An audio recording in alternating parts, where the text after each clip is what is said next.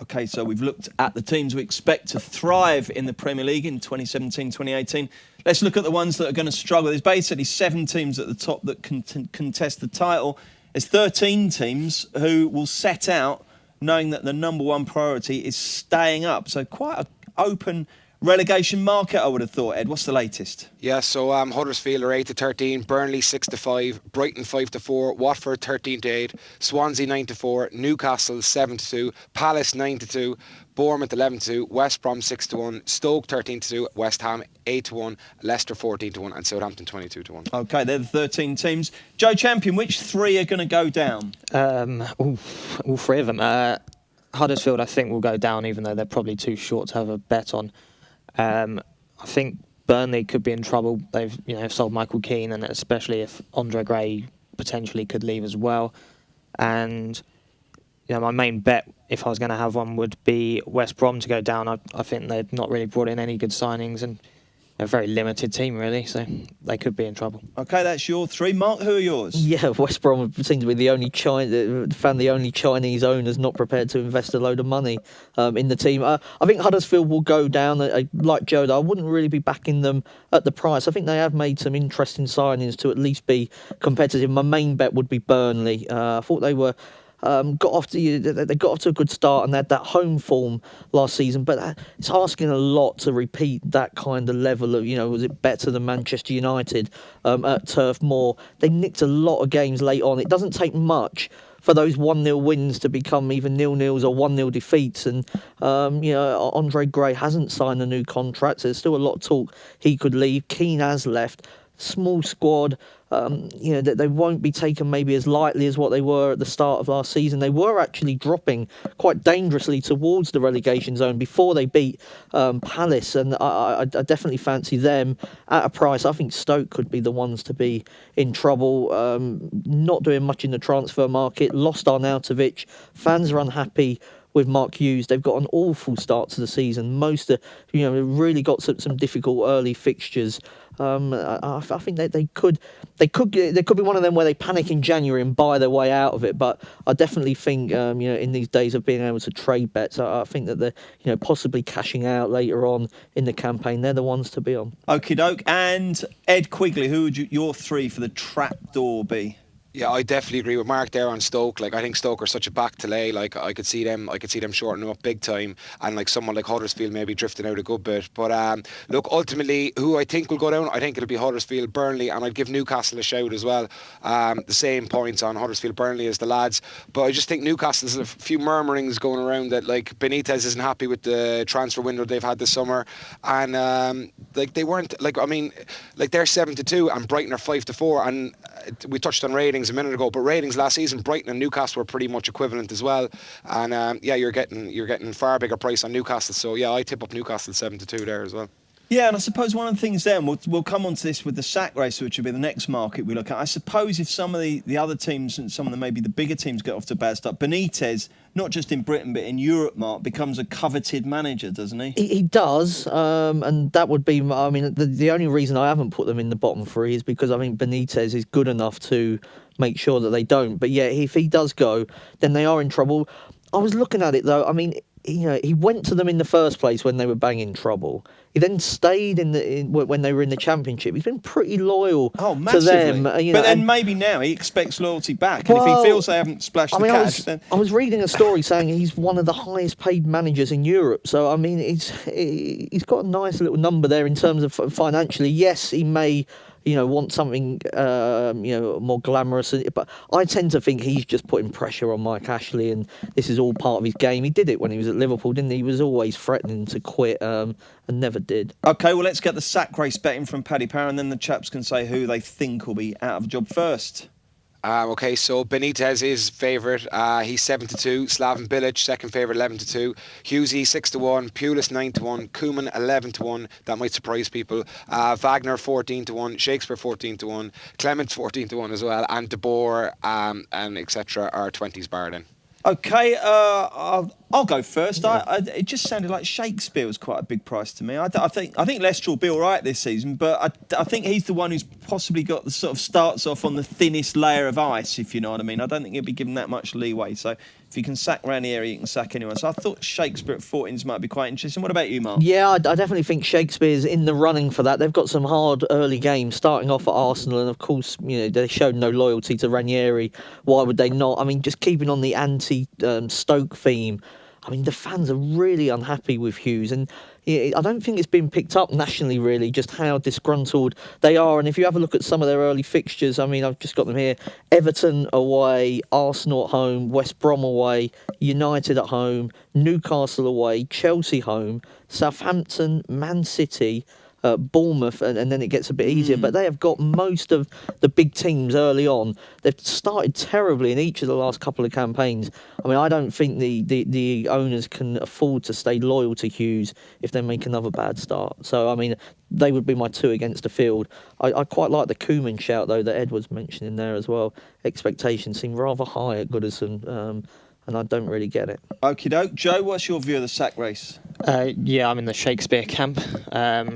Yeah, they didn't show any loyalty to Ranieri, you're quite right, and neither did the players as well. So if it starts to turn south that way, then the players will turn on him. I think, they've brought in a couple of players. Ian Acho was a great signing, but if he doesn't do it, then they could be in a lot of trouble. So and of course, him coming in, if he does well, he puts a couple of noses out of joint, doesn't he? And just also the last two winners of the sack race, if you like, Advocat and Goidelin, both been sort of short-term appointments at the end of last season, overstayed their welcome and were gone by October. Yeah, good shout. Okay, so 3 votes for Shakespeare and an extra vote for Sparky Hughes.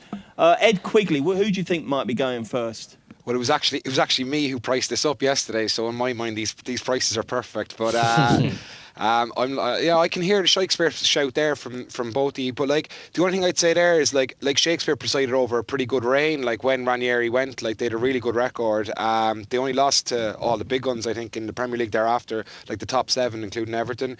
For me, I kept Koeman short. Koeman's obviously been backed heavily financially this summer by the new Iranian owners or whatever.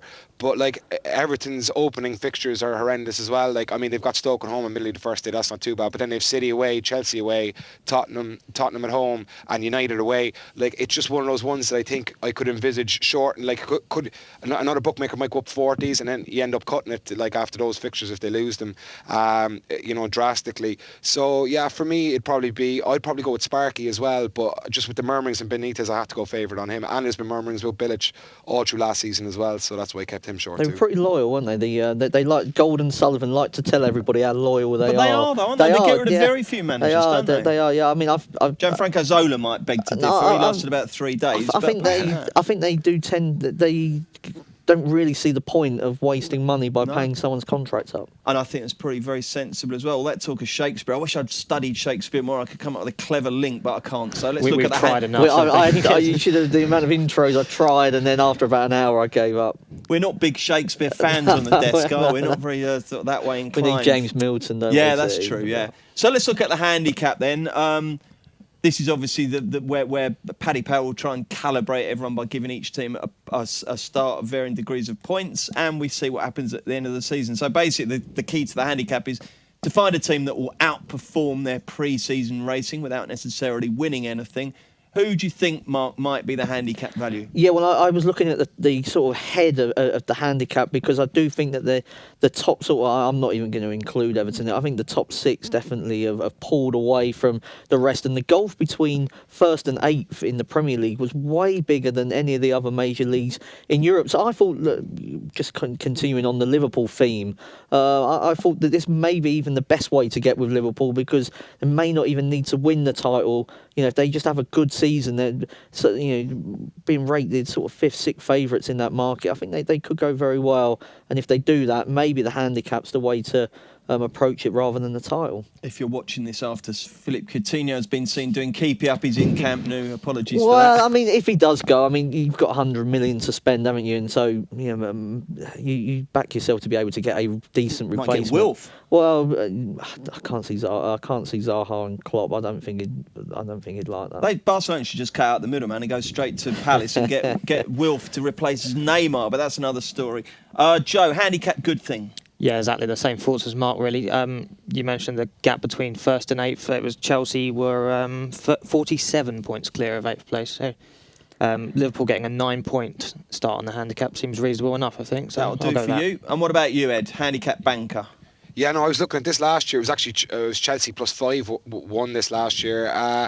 For me, I'm going down the Leicester route again. For the reasons I've mentioned, they've signed Iborra, who Sevilla fans were lamenting that he's lost, and he was a quality signing for 15 million. They got Maguire in as well, who's quality, and Iheanacho's coming. Last season they had 20 points. This season they're getting 28. There's other bookmakers out there with 32. And they've no Champions League either. And to me, Shakespeare United the squad, and hopefully he keeps that up. So yeah, that'll be my one. And Chelsea +3 is probably a decent show. Ed, do you like Leicester top Midlands club at odds against to beat Stoke and West Brom? I'm all over that. Yeah, I'm just about to mention that as well. Sorry. We're actually evens because some of the lads on the team disagree with me. They're very pro West Ham, who I wouldn't be pro at all. Oh no, I think he's saying top half finish. Top half finish at evens. But yeah, you can get top Midlands club at evens as well, which is as good as a bet. Okie dokie, let's look down the Championship, League 1, League 2, Scotland, Europe, and so much more in just a mo. Check out Paddy's new VIPP Club. Get a £10 free bet every week when you place 5 bets of £10 or more. Max £10 bonus per person per week. Excludes shops. Selected odds. Conditions and exclusions apply. 18+. BeGambleAware.org. I'll tell you what, Joe Champion has just pointed out my complete incompetence. I forgot to do the top scorer. So we'll do the Premier League Golden Boot. Give us a smattering of prices, please, Ed.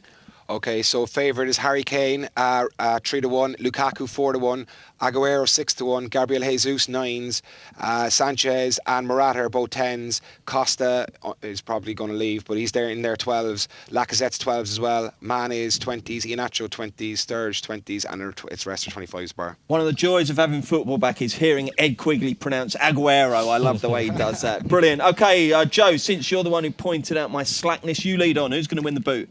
Yeah, I think you can probably, if you want to play it safe, you can take one of Kane or Lukaku. They'll probably score heaps of goals this season if they stay fit. But one I like a bigger price is Mohamed Salah for Liverpool. He's I think he's 50 to 1 around that mark. And he's playing in this Liverpool team that's really creative. They create lots of chances for their strikers. And I think at Roma he got 15 goals in each of the last 2 seasons around that sort of. So I'd take a chance on him as a nice each way bet. 15 in Italy doesn't equate to enough to win the Golden Boot here, though, does it? No, but I mean, he was sort of supplying Dzeko. I think when he moves now to Liverpool, he'll be sort of getting nearer to through the middle. I think. Okay. He won't be playing through the middle, but Firmino-ish. Yeah, I mean, I think he'll play in Mane's position, and Mane will play on the other wing. Okay. But I just think that the way that they play at They're Roma, forwards, aren't they? it was at Roma. It was all about just getting the ball to Dzeko, which is what he did brilliantly. I like Gabbiadini in this market. I mean, he scored 6 goals in 4 matches when he first arrived at Southampton, then got injured, and by the time he came back to the club, Southampton had given up and the players were trying to get Puel the sack, and they did it rather well with, I think, 6 of the last 8 matches they failed to score. But Gabbiadini was good enough to get a move to Napoli. He's somebody that's in and around the Italian national team squad at the moment. Southampton last friendly they played St Etienne. I was a bit worried about who would start out, Gabbiadini and Austin. He played both of them, but Austin was playing in the deeper position. Gabbiadini right up front against St Etienne, and he scored the opening goal. Gabbiadini, I think he's a really good striker. He struggled for a position at Napoli, but if Southampton play him down the middle as their main man, I think he could score a lot of goals for a Southampton team that were underachieving on their sort of expected goals rating last season. They created chances, didn't put them away. And Redmond, Tadic, you've got Buffal, Davis, Ward-Prowse, the fullbacks get forward. I think there's a lot of creativity in the Southampton team. What price is Gabbiadini, Ed? Gabbiadini's 40s. 40s. Who's your fancy? Well, yeah, I do think it'll be between the market principles and Kane and Lukaku for the same reasons Joe said there a second ago. Like, both will start every game. They're the main strikers for their teams. Like there won't be other players taking goals off them. Like, say with Manolo Gabbiadini, like obviously Charlie Austin's probably going to score a fair few if he stays fit, that is. And similar with like Salah, you're going to get goals from like Firmino and Daniel Sturridge and I don't know, a few others as well. Like, so that's kind of why I ducked them. And like Kane was injured for a good chunk of last season. He still hacked up with 29 goals. One I would mention at a bigger price, definitely Giroud at 33 to 1, and definitely if he goes to Everton. Like if he stays at Arsenal, I wouldn't back it at all because he won't get the game time. But if he goes to Everton, it's a cracking bet. And Hernandez, I think as well at I would be backing each way at 25s for West Ham because he'll start every game and he should score a good chunk of their goals.